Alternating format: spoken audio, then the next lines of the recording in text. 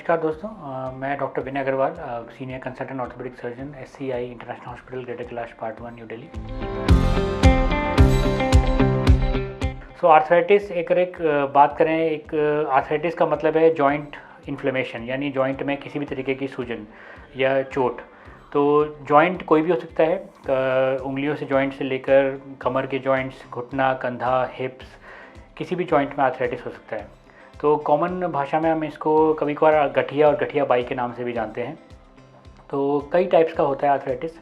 जो हमारी OPD practice में हम ज़्यादा कॉमनली देखते हैं वो है ऑस्टियोआर्थराइटिस, जिसे कहते हैं उम्र वाला गठिया, एज के साथ जो वियर एंड टियर होता है जॉइंट्स में।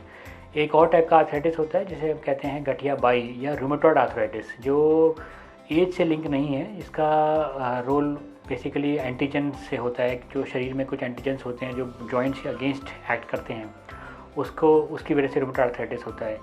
एक और टाइप का आर्थराइटिस जो हम कॉमनली देखते हैं OPD में, वो होता है गाउटी आर्थराइटिस। ये शरीर में यूरिक एसिड की मात्रा ज़्यादा होने से होता है। सो जब पेशेंट आते हैं हमारे पास, जो मोस्ट कॉमन सिम्टम है आर्थराइटिस का वो है दर्द। सो सबसे ज़्यादा कॉमनली पेशेंट जो हमारे पास आएगा वो तकलीफ़ दर्द की लेके आएगा। दर्द किसी भी जॉइंट में हो सकता है, घुटने में हो सकता है, कंधे में हो सकता है, उंगलियों के जोड़ों में हो सकता है। और दूसरी जो कॉमन कंप्लेंट होती है पेशेंट्स की वो होती है सूजन। तो दर्द और सूजन जो है 90% पेशेंट्स की यही कंप्लेंट होती है, जिसकी वजह से हमारे पास पेशेंट आते हैं। अब इसके बाद जब पेशेंट आता है तो उसके लिए जैसे एक मेडिकल साइंस का बेसिक प्रिंसिपल है history taking, examination and then investigation. तो उसी बेसिस पे हम लोग डायग्नोसिस बनाई जाती है।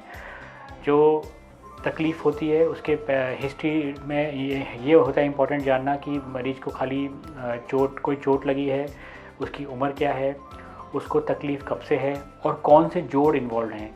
यूजुअली ऑस्टियोआर्थराइटिस जो उम्र के साथ गठिया होता है उसमें घुटना और अंगूठे का जोड़ कॉमनली इन्वॉल्व होता है, जबकि जो रूमेटॉइड आर्थराइटिस होता है वो थोड़ा यंगर एज में होता है, कम उम्र में होता है, और उसमें उंगलियों के छोटे जोड़ और दोनों साइड के जोड़ ज़्यादातर इन्वॉल्व होते हैं। यूरिक एसिड आर्थराइटिस में कोई भी जोड़ इन्वॉल्व हो सकता है, ज़्यादातर पैर के जोड़ इन्वॉल्व होते हैं। तो सबसे पहले हमें इम्पोर्टेंट होता है जानना कि कौन सी जोड़ की तकलीफ़ है पेशेंट को, उसकी उम्र क्या है।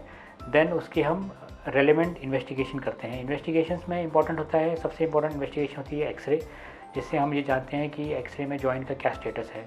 इसके अलावा कुछ ब्लड टेस्ट किए जाते हैं। ब्लड टेस्ट में यूरिक एसिड देखा जाता है। रूमेटॉइड आर्थराइटिस के लिए कुछ अलग टेस्ट होते हैं, और इससे हमें ये पता लगता है कि उसी टाइप के आर्थराइटिस का डायग्नोसिस बनाया जाता है। और उसके बाद अकॉर्डिंगली पेशेंट को हम समझाते हैं कि आपको इस टाइप का आर्थराइटिस है। सो अब बात करें ट्रीटमेंट की। देखिए, ट्रीटमेंट इस बात पे बहुत ज़्यादा निर्भर करती है कि हम एक सही डायग्नोसिस बनाएं। जैसे मैंने शुरुआत में ही बोला कि सभी टाइप के आर्थराइटिस का प्रेजेंटेशन लगभग सेम है। पेशेंट जब भी आएगा हमेशा उसको या तो जॉइंट में दर्द होगा या सूजन होगी, बट इसका मतलब ये नहीं है कि वो एक ही टाइप का आर्थराइटिस होता है। सभी को हम गठिया बाई के नाम से कहते हैं, बट हर आर्थराइटिस का एक टाइप है और एक डायग्नोसिस बनाने के बाद ही एप्रोप्रिएट ट्रीटमेंट शुरू करी जाती है। जैसे मैंने कहा कि कॉमनली आर्थराइटिस जो हम देखते हैं वो है ऑस्टियोआर्थराइटिस, रूमेटॉइड आर्थराइटिस, गाउटी आर्थराइटिस, जो यूरिक एसिड की वजह से होता है। तो इसलिए ये बहुत इंपॉर्टेंट है कि हम एक एप्रोप्रिएट लैब टेस्ट करके, एक्सरे करके, पेशेंट की हिस्ट्री एग्जामिनेशन लेके उसकी सही डायग्नोसिस बनाएं। अब जब ट्रीटमेंट की बात करते हैं तो ट्रीटमेंट स्टार्टिंग में दवाइयाँ हैं, बट दवाइयाँ भी सबके लिए अलग अलग हैं। अगर यूरिक एसिड ज़्यादा है तो यूरिक एसिड की दवाई दी जाएगी। अगर रूमेटॉइड आर्थराइटिस है तो दवाइयाँ उसकी अलग हैं। ऑस्टियोआर्थराइटिस है दवाइयाँ उसकी अलग हैं। इसके अलावा फिजियोथेरेपी के ऑप्शंस हैं।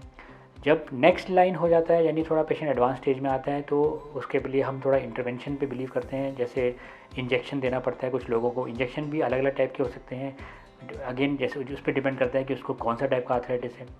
और लास्ट रिसॉर्ट होता है ऑपरेशंस। ऑपरेशंस यूजुअली ऑस्टियोआर्थराइटिस में किए जाते हैं। जैसे आपने सुना होगा घुटनों के नी रिप्लेसमेंट हो गए, एल्बो रिप्लेसमेंट हो गया। इन सब ऑप्शंस, ये तब ऑप्शन एक्सप्लोर किए जाते हैं जब सब चीज़ें करने के बाद भी आराम नहीं पड़ रहा है और तकलीफ बनी हुई है।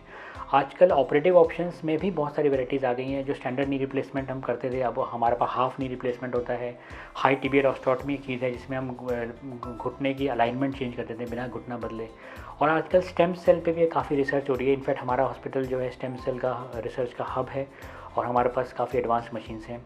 तो स्टेम सेल के काफ़ी प्रॉमिसिंग रिजल्ट्स हैं, जिसमें हम स्पाइन में और घुटने वगैरह में इंजेक्शन देते हैं। जो इसके अर्ली रिजल्ट्स काफ़ी प्रॉमिसिंग हैं और फ्यूचर में भी मैं उम्मीद करता हूँ कि इसके रिजल्ट्स अच्छे ही रहेंगे।